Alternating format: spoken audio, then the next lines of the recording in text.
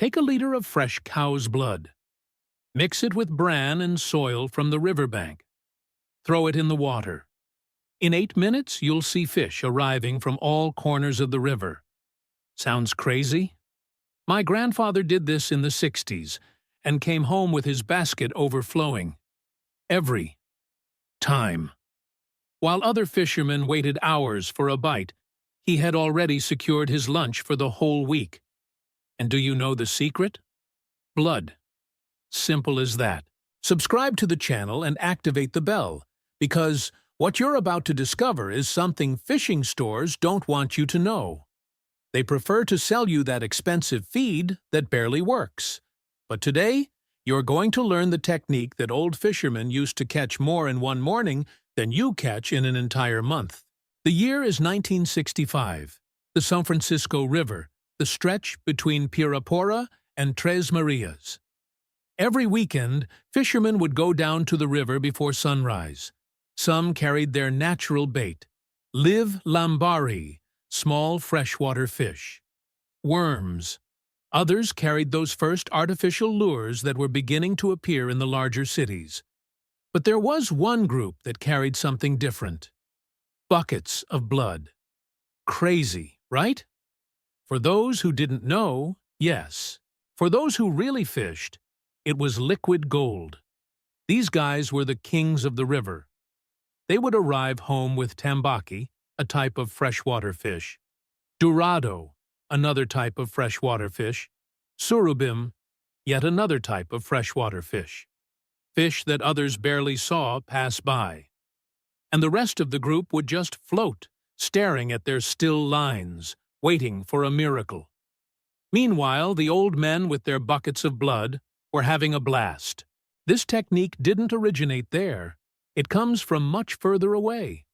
Riverside communities of the Pantanal, the Araguaia, the Tocantins. Places where there were no fishing stores, no money to buy imported bait. What they had was knowledge, passed down from father to son, from grandfather to grandson. And it worked.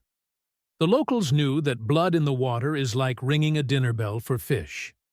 They didn't understand chemistry, amino acids, or olfactory receptors. But they knew it worked, tested and approved by generations. They would slaughter a cow, separate the blood. They would slaughter a chicken, save the blood.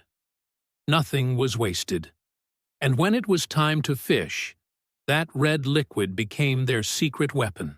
In the 1950s and 60s, if you walked along the banks of the Paraná, the Uruguay, or any large river in Brazil, you would see this happening. Professional fishermen, those who lived off fishing, knew the power of blood. They didn't wait for the fish to pass by. They called the fish, and the fish came, running. Because blood in the water triggers all the feeding instincts. It's a sign of easy food, of wounded prey, of a guaranteed meal. But these guys kept it a secret. They didn't go around teaching just anyone. You had to be inside the community. You had to gain their trust. Only then did you learn the details. How much blood to use, how to mix it, when to throw it in. Everything had a reason. Then came the 70s. Things started to change. Fishing stores popped up all over the cities. Modernization arrived, and with it, industrialized fish food. Those colorful packages promising miracles. The industry started pushing products. Fishing magazines became advertising catalogs. Every month, a new lure, a revolutionary feed, an imported attractant. And you know what disappeared from those magazines? Blood. Suddenly, nobody talked about the technique that had worked for decades anymore. Coincidence? Not at all. Because you can't package blood. You can't preserve it for months. You can't sell it in a pretty little package on the shelf. Blood is fresh, it's local, it's cheap. And cheap doesn't make a profit for the industry. Even worse, blood makes you independent. You go to the butcher, get it for free, or pay a few bucks. That's it. You don't need to go back to the store every month to buy more. And the industry hates independent customers. Their business model requires you to keep coming back, that you depend on their product, that you believe that without that special bait, you won't catch anything. In the 1980s, when you flipped through a fishing magazine, blood had become taboo, as if it had never existed. The articles only talked about feed, processed flours, and chemical attractants. The new generation of fishermen grew up believing that modern fishing was synonymous with industrialized products. And the old guard? They died out, taking the knowledge with them, or almost. Because in some places, far from the eyes of the industry, the technique survived. In the most isolated riverside communities of the Amazon, the Pantanal, and the interior of the Northeast, places where the nearest fishing store is 200 kilometers away. There, the fishermen continued to use blood. Because it works. Because it always has. And because they didn't fall for the modern narrative. But let's get down to business. How to really prepare this. Take a liter of fresh blood. And when I say fresh, I mean really fresh. Beef, pork, chicken, it doesn't matter. The important thing is that it can't be old or oxidized. You can get this at any butcher shop. Some give it away for free, others charge around 3 or 4 Rs per liter. Much cheaper than that bag of feed that costs 40, 50, 60 Rs and runs out in 2 fishing trips. Take half a kilo of wheat bran. It doesn't need to be anything special, just regular bran. It costs about 2 Rs at the market. Then you'll need soil. But not just any soil. It has to be riverbank soil, that really red, clayey kind. You know why? Because it helps compact it, gives it consistency, and has a smell that the fish recognize as natural to the river. Take about 2 kilos. For free, straight from the riverbank. Now comes the preparation. In a large bucket, pour the liter of blood. Gradually add the bran, stirring well. The texture should be like a thick paste that doesn't run through your fingers when you squeeze it. If it's too runny, add more bran. If it's too dry, add a little river water. Then mix in the riverbank soil. Knead it well, as if you were kneading bread dough.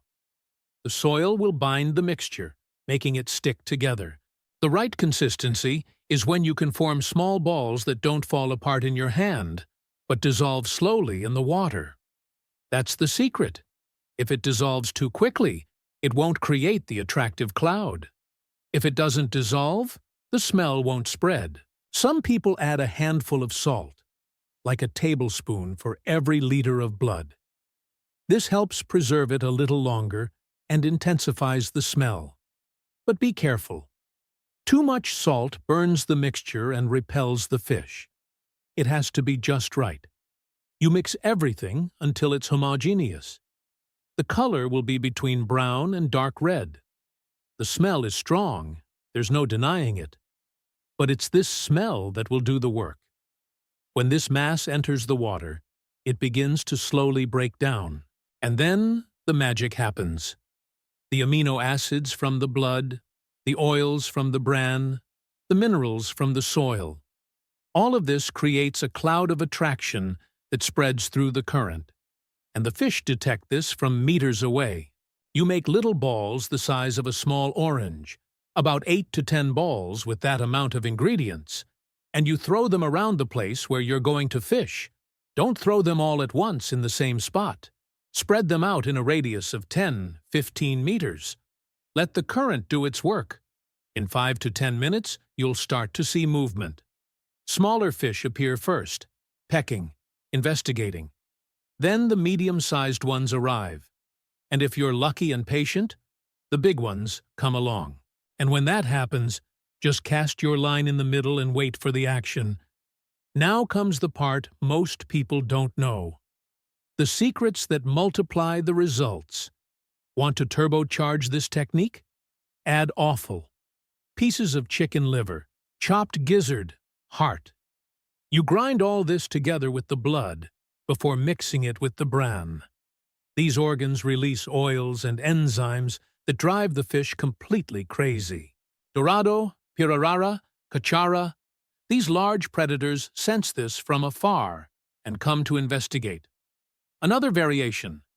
Take fish heads left over from cleaning. Crush them well until they become a paste. Mix with the blood. The result is devastating. Because it has all the natural pheromones that fish recognize as food, there's a trick the old folks in the Pantanal used. Let the mixture ferment slightly. It doesn't mean it's rotting, mind you. It's controlled fermentation. You make the mixture, let it sit for 3 or 4 hours in the sun, in a well-ventilated place. The smell becomes stronger, more penetrating. This works even better in muddy waters with poor visibility, where the fish rely more on their sense of smell than sight. Some even add a mashed banana or a piece of crushed guava. Fermented fruits create acids that fish like pacu and tambaqui love. And when you combine that with blood, the mixture attracts everything from herbivores to carnivores. Timing also makes a difference. This technique works best in the early morning and late afternoon. Why? Because at these times, the fish are more active, searching for food. The water temperature is cooler, and they move around more. He throws in the bait well before he starts fishing, like 20 or 30 minutes beforehand. He lets the scent spread, lets the fish arrive.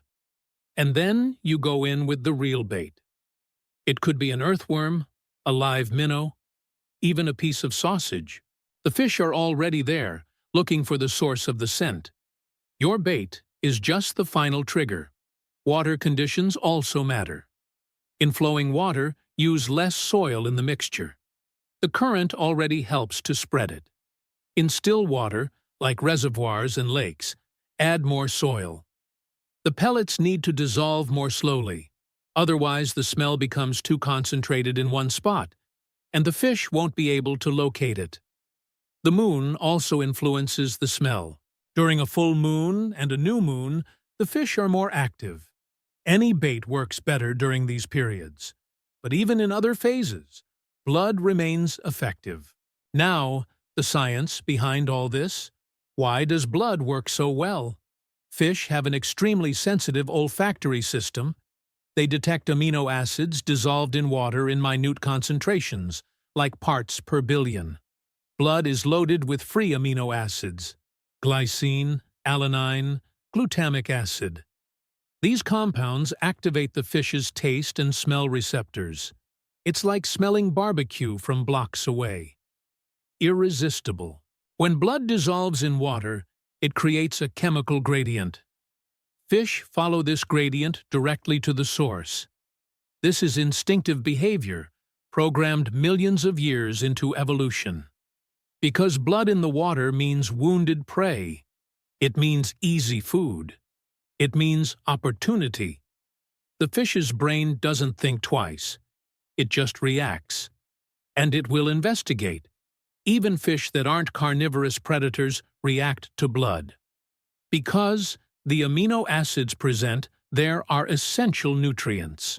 All fish need protein, and blood is liquid protein. The lateral line of fish also comes into play. This sensory organ detects vibrations and chemical changes in the water. When you throw those little balls of blood, and they start to break down, they create chemical turbulence. The fish pick up on this. Even at night, even in completely murky water, they find it. Because they don't rely solely on sight. Their sense of smell and the lateral line do all the work. And this explains why blood works in situations where artificial bait fails miserably. There's a protein in blood called hemoglobin. When it breaks down in water, it releases hemi-iron. Fish detect this compound specifically. Studies show that certain species of predatory fish have receptors dedicated exclusively to detecting blood. It's a built-in alarm system. That's why when a fish gets injured in a net or on a hook, other fish quickly appear. They sense the blood, associate it with vulnerable prey, and come to investigate. And you use this to your advantage. They say blood attracts piranhas and makes fishing dangerous. That's a lie. Piranhas do come, they'll check it out. But piranhas attack when they're hungry and when they identify small, wounded prey. An adult human in the water? Not interesting prey. You can rest assured. What the blood does is concentrate the fish of the region in one spot. Piranhas, dorado, surubim, trahira, lambari. They all come. And you choose what you want to catch with the size of your bait and your hook. A small hook catches the smaller ones. A large hook with robust bait catches the big ones. Simple as that. Another myth: blood pollutes the water and harms the environment. Blood is organic matter. It biodegrades quickly. In a few hours, bacteria and microorganisms have already processed everything. It doesn't leave chemical residue like those industrial pet foods full of artificial dyes, preservatives, and stabilizers. Industrial pet food does pollute because it has components that don't decompose easily. Blood? It's natural. The river has dealt with it forever. Every animal that dies on the riverbank, every injured fish, every bird that falls into the water, all of this releases blood. It's part of the ecosystem. Now comes the part that will make you angry. The real math of the costs. You make this mixture of blood, bran, and soil for less than 10 reais. With that amount, you can bait enough for 3 or 4 long fishing trips. Let's divide it. That's about 2.50 reais per fishing trip. And the results? Superior, much superior. Now take a medium-quality industrial feed. You pay between 40 and 60 reais for a 1-kilo package. What does that package yield? About 4 fishing trips, if you're economical. That's 10 to 15 reais per fishing trip, 5 times more expensive. And the result? Inferior. Because that feed is made to last months on the shelf, not to attract real fish. Premium fish food, the kind that promises professional results, they can cost 120 reais a package. Absurd. And what's inside? Wheat bran, soy bran, fish meal of very poor quality, artificial colors, artificial flavorings. The fish even come to investigate, but they don't stay. Because the smell is artificial, it doesn't trigger the same instinctive responses. Meanwhile, your blood mixed with bran attracts and keeps the fish nearby. They recognize it as real food, and they keep looking for more. Durability? Blood is made fresh every time. You can't store it for months. That's true, but that's precisely the point. The industry needs you to buy products that last, because perishable products don't yield high profit margins. They don't justify distribution networks, inventory, logistics. You can get blood from the butcher in your city. The dependency is over. And the industry hates that. Hates it with all its might. Because independent customers are customers who don't spend every month. That's why fishing stores don't sell blood. They don't sell fresh offal. They don't sell riverbank soil. There's no way to package it, preserve it, create a brand, or put up nice advertisements. And most importantly, there's no way to create dependency. You learn how to do it once, that's it. You know it for life. You don't need a version 2.0, a launch, or a limited edition. It's knowledge that is repeated. Forever. And knowledge that liberates doesn't generate recurring profit. The industry tries to replicate the effect of blood with synthetic amino acids. Those expensive powders you mix into the feed, composed of betaine, L-alanine, glycine powder. Does it work? Somewhat. But it's like comparing instant coffee to freshly brewed coffee. It tastes like coffee, but it's not the same thing. The fish can feel the difference. The complex of compounds in real blood is impossible to replicate synthetically. It has dozens of proteins, enzymes, lipids, all working together. The industrial version takes 3 or 4 components, synthesizes them in a laboratory, and thinks it's solved. It hasn't. And the whole system was built to make you spend money. Advertisements in magazines, sponsorships of championships, digital influencers showing off that magic feed they use to catch that huge fish. But behind the scenes, many of these guys still use traditional techniques. Blood, offal, guts. But they can't talk about it, because otherwise the sponsors will cut their contracts. So they perpetuate the lie. And the average fisherman is left there, buying product after product, thinking the problem is with him, that he doesn't know how to use it properly, that he needs to buy the most expensive version, when in reality, the problem is the product that doesn't deliver what it promises. So how do you apply this in practice? Next time you go fishing, stop by the butcher the day before. Ask for a liter of blood. Store it in the refrigerator. On the day of fishing, early in the morning, mix it with bran and soil. Take it in a sealed container. When you get to the river, make little balls.